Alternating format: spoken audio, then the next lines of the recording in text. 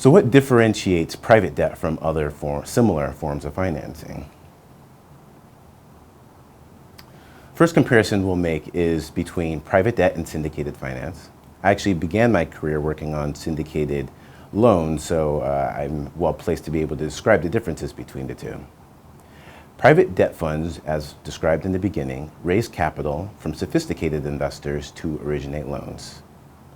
Lenders hold these debts on their balance sheet for the duration of the loan rather than syndicating these loans into the secondary market.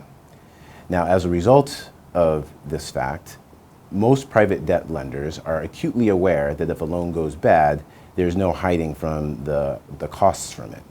Many attribute the financial crisis and the causes of the financial crisis to the underlying belief that that the wide disbursement of loans and the wide selling of loans distributed the risk in such a way that if there was a failure, it would be relatively isolated. That proved not to be true.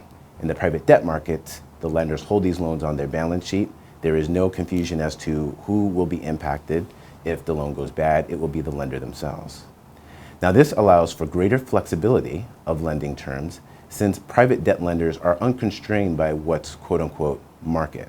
So in the syndicated finance world, typically during the commitment letters phase and even throughout the drafting and negotiating of the loan provisions themselves, lenders have to keep a keen eye on whether or not the loans they're making will be liquid, meaning will they be able to be readily sold in the secondary market. In order for that to happen, the provisions need to be relatively standard so that the purchasers of the loans know what kind of loans they're dealing with. What that means is that when it comes to drafting provisions and their standardization, very little flexibility, or at least less flexibility, is possible from loan to loan. Whereas in the private debt world, you are permitted to have a lot more flexibility in this regard.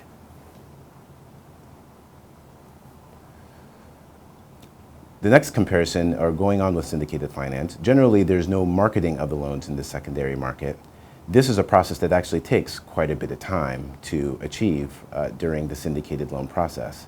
As a result of this, the private debt markets can move a little bit quicker with opportunities than what is often possible within the syndicated loan market. In addition, for the borrower, there's greater certainty as to who their lender will be.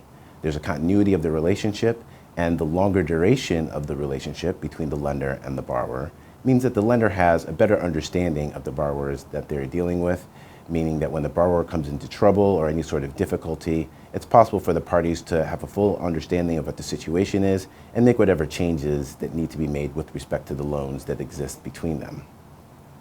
This allows for flexibility in terms, greater accommodations for the lender generally. And finally, with the private debt loans that you deal with, they're less likely to have published credit ratings from the likes of S&P, Moody, and Fitch. These are not regulated in the same way. The credit ratings are not published in the same way. There has been a growth of a cottage industry of organizations that will produce a shadow rating, and these may be used as an alternative.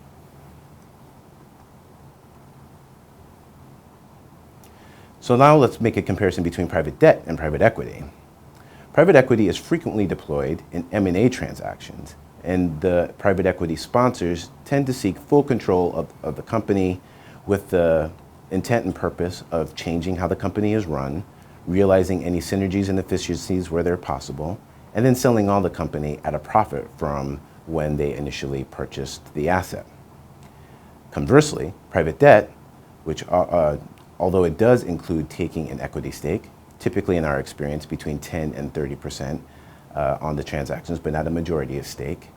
The amount of equity that's taken in this regard is merely to give them a seat at the table to monitor the affairs of the company.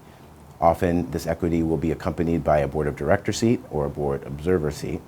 And rather than taking over the company fully and managing its affairs with the intent of getting a profit at the end, this monitoring ability is more to make sure that the company is just run in a way that maximizes the possibility that the loan that the lender is making will be fully paid back.